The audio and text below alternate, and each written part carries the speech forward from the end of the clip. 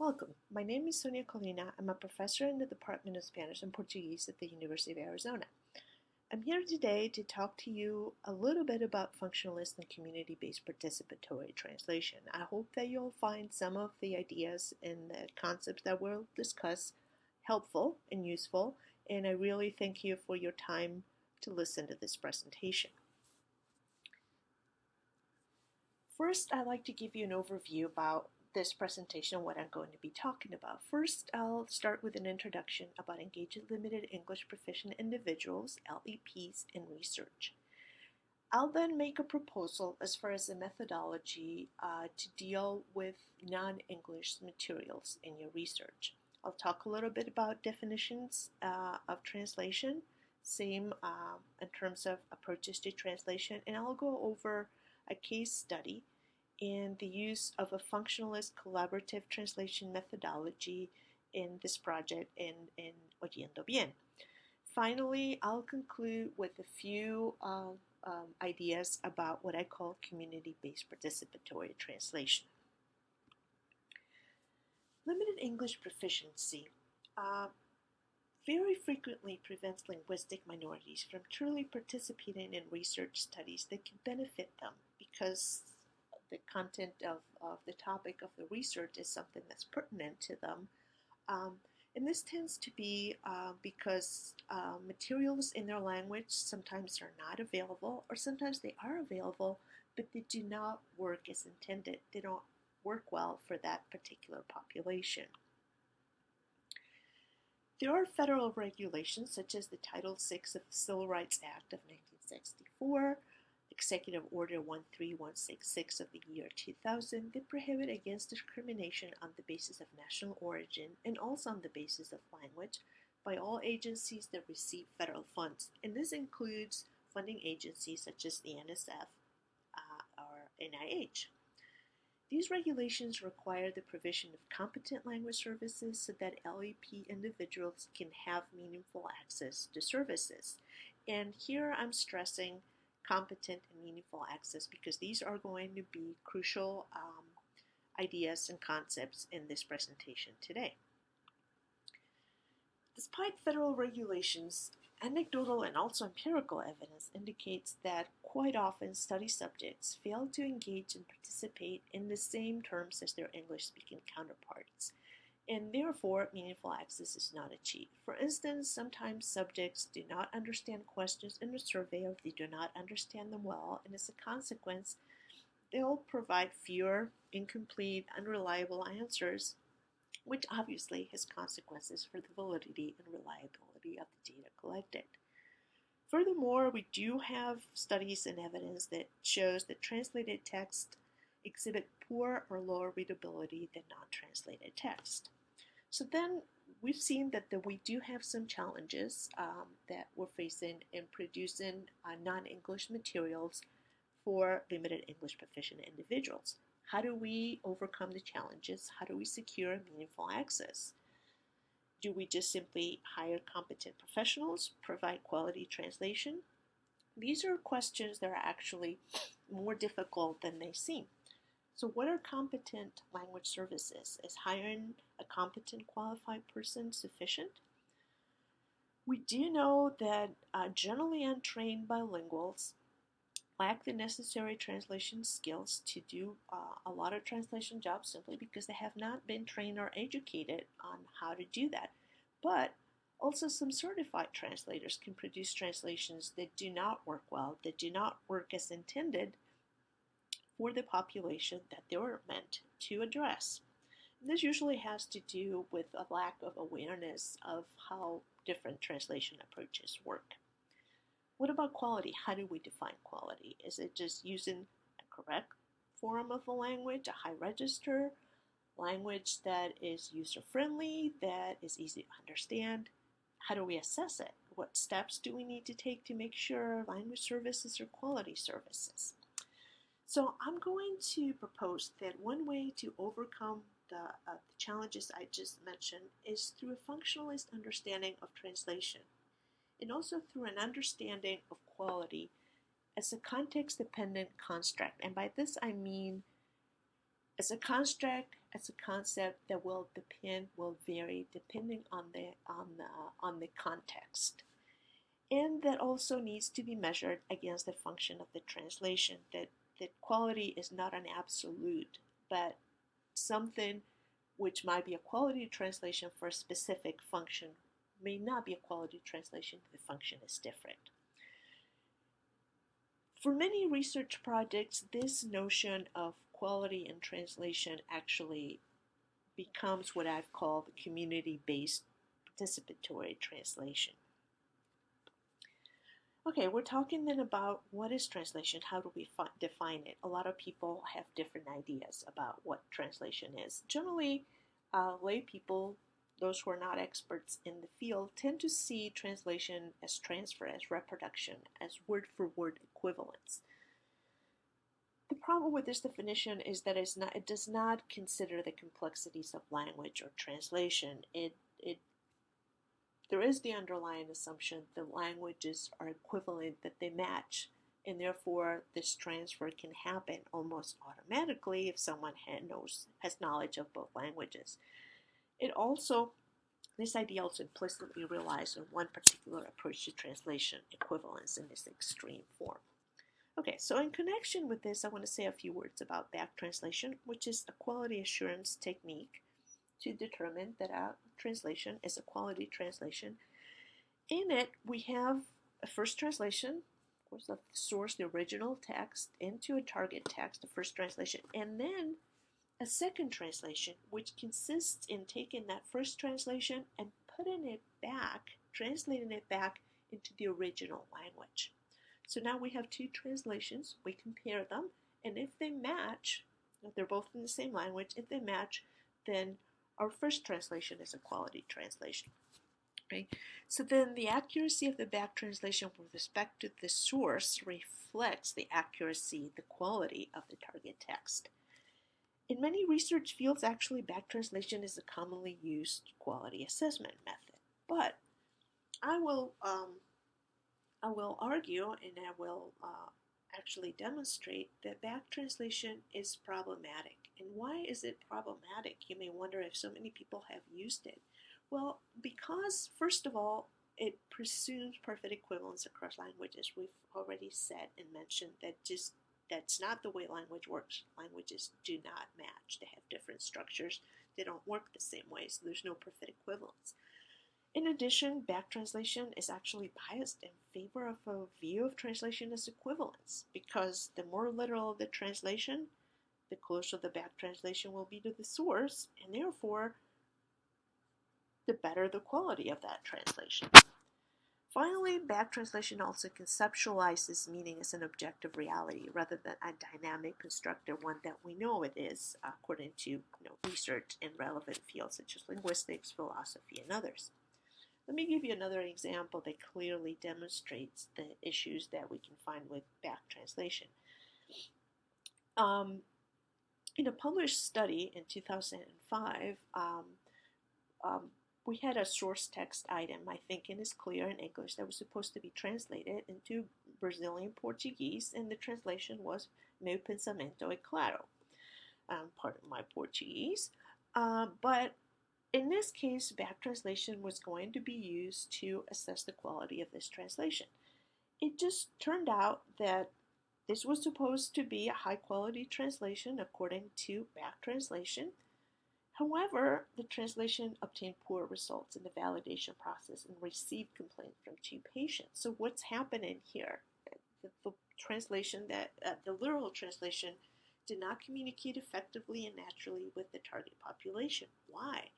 Because it resembled the structure and the syntax of the source text too much with words from the target language. So it did not have a natural, actual structure of the target language. Therefore, the problem that we find here is that back translation identified as quality translation, a translation that actually did not work well with the intended population. So therefore, given this situation, I think it would be a good idea to revisit the definition of translation, and we'll propose a translation which is actually a definition that is actually pretty well known in translation studies. but it's very helpful. A translated text is a text that fulfills or attempts to fulfill a specific function in a target culture in accordance with a set of instructions which could be explicit or implicit, and they're known as a translation brief.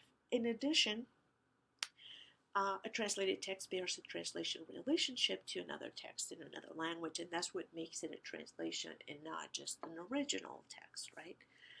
Furthermore, a translation text is the result of an interaction of a source text and a number of social participants, such as the writer, the target language audience, the translator, and a purpose of purposes.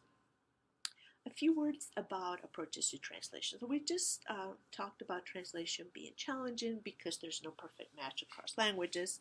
So what this tells us is that there are various ways to solve these mismatches across languages, and there are different possibilities as far as how much deviation from the source text is possible. Therefore, it is crucial to select the right approach for the job and for the relevant population, and to do so in an informed manner. I'll give you a couple of examples as far as what I mean with approaches to translation. Equivalence, or the equivalent approach, is one of them. And here the goal is to produce a text which is as linguistically equivalent as possible to the source. In extreme cases, this could be interpreted as a word-for-word translation. What are the issues with equivalence? We've already seen some of them. First of all, there's no correspondence between languages. Literal translations are difficult to understand. Then what do we consider equivalent? How do we look at equivalence? Just at the word level, just making sure that the words match? Or do we look at equivalence in textual structure, in reading level, in textual function? Another approach is functionalism. Functionalism uses the purpose of the translation and other extra-linguistic elements such as audience or medium to guide translation decisions. The translator makes decisions on the basis of the function of the translation, and the degree of equivalence that we'll end up with will depend on that function, on what it is that we need to accomplish. So in order to ensure quality and meaningful access, a functionalist collaborative approach to limited English proficient access is a first step, which I think will be pretty appropriate, and I'm going to illustrate it with the Oyendo Bien case study. Oyendo Bien is a project that was funded by the NIH, and the PI was Nicole Maroney, and it was the actual name of the project is Reducing Disparities in Access to Hearing Healthcare in the U.S.-Mexico border. A little more about it. As I said, it was an NIH-funded multiple-year project, and it aimed to develop and test the effectiveness of an innovative community health worker intervention to expand access to hearing healthcare among older adults facing health disparities. Most of them were limited English proficient. So the team was made up of interdisciplinary faculty with expertise in various areas such as audiology, public health, and translation studies, and also we had a community partnership with a federally qualified community health center in Nogales, Arizona. We used for creating non-English materials for the limited English proficient populations involved in the project, we used the functionalist approach. And it's functionalist because each document that was needed to that we needed to translate into, in this case, was Spanish. Each document was translated according to the purpose that the research team wanted to attain with the translation. So each document could be different because each one of them had a different purpose. And the purpose of that translation of that specific document was what shaped the translational approach, the degree of correspondence between the source text, the original text, and the translated text.